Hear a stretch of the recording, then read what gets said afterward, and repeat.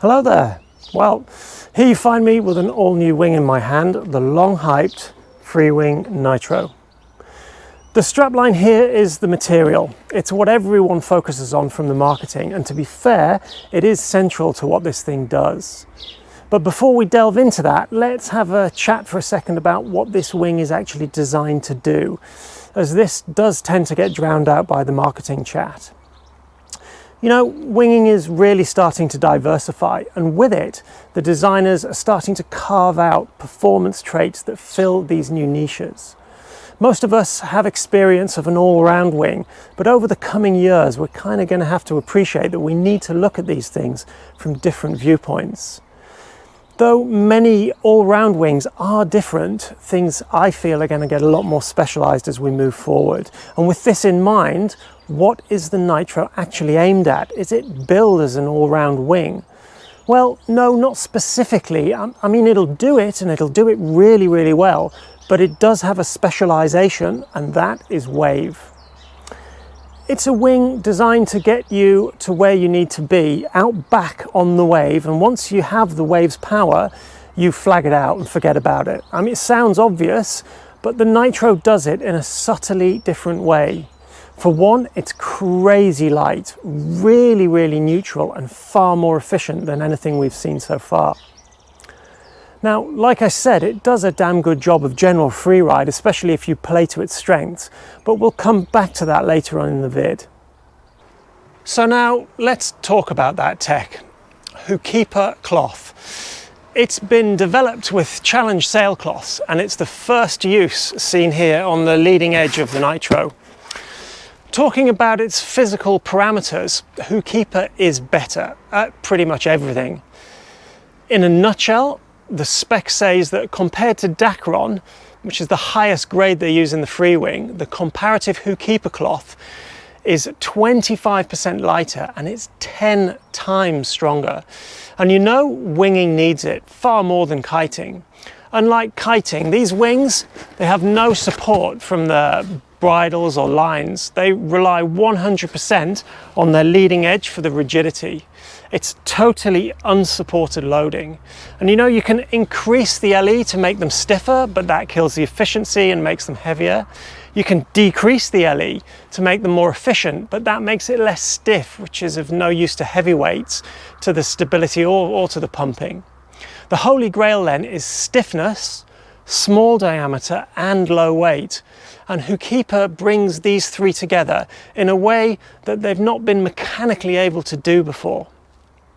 There is another material out there, and I'm not going to name it, but if you know, you'll know. Hookipa is quite different. How? Well, Hookipa has a far higher fiber count and a lot less resin, and you can feel it in the hand. Hookipa's like denim, soft denim. The sister material is a stiff, almost laminate, monofilm type cloth.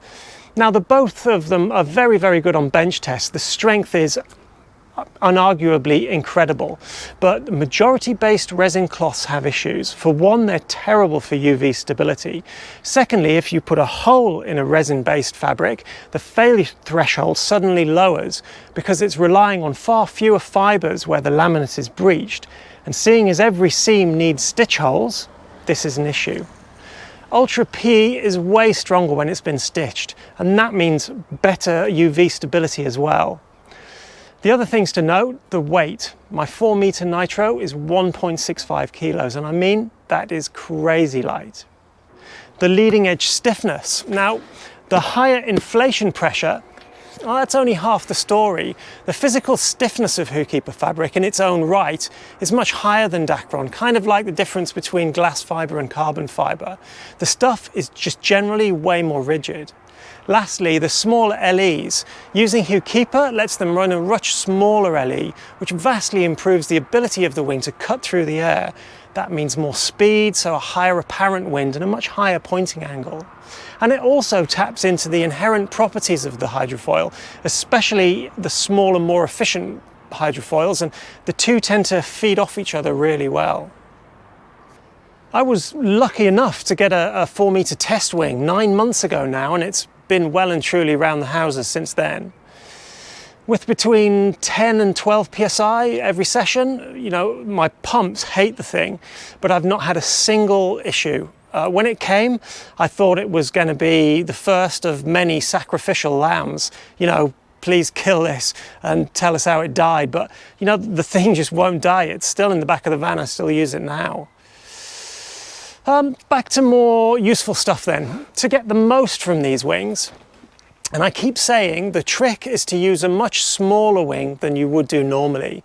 The pumping cadence is so rapid, you can get the board unstuck much sooner, and when you go, the efficiency brings you tons of apparent wind and much higher pointing angles, so you can really make a lot more use of a lot less wing.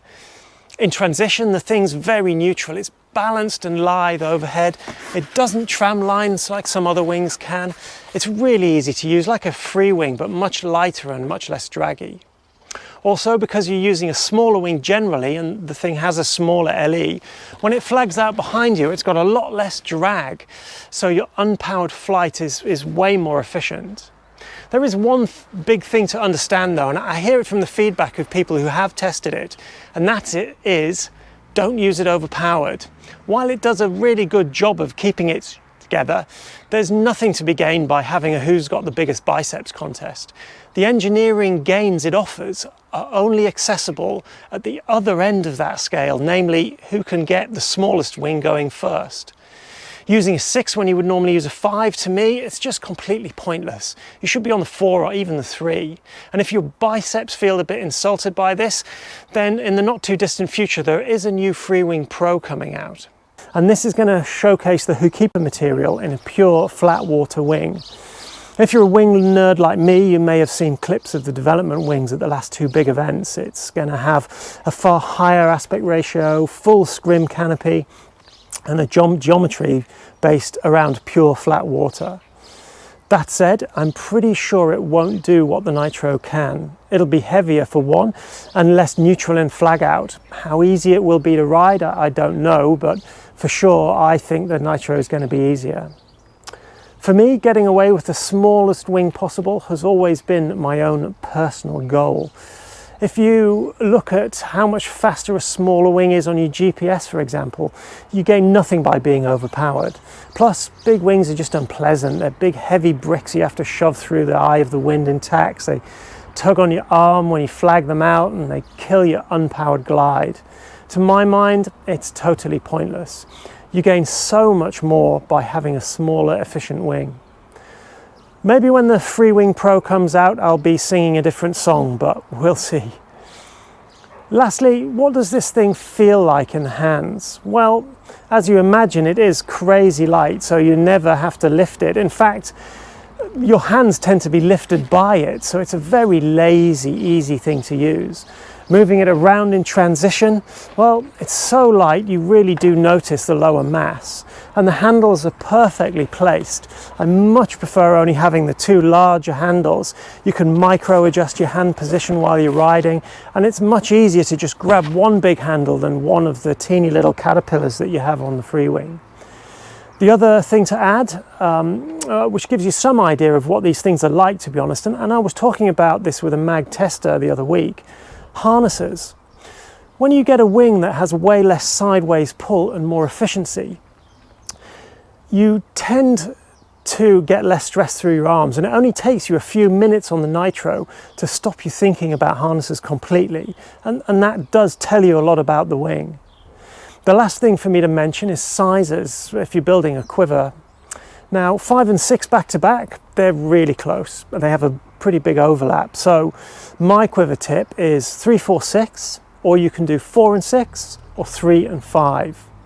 The key sizes, I think, are 4 and 6 though. The 4's just got such a phenomenal range. It goes so early, so light, it gets the lion's share of use. The 6 is the wing that I use for light wind work when the 4 just won't go, and the 2 do overlap really well. The 3, interestingly, when the wings get this small, the advantage of Hookipa starts to wane a bit. The difference is there, but it's not as marked, so you get your best bang for your buck, I'd say, in 4, 5 and 6 meters. So there you go, that's our take. If you can test one of these things, please jump at the chance. Just remember to maximize its gains, to make the most of what it does. Take a size smaller than you would normally do and see what happens.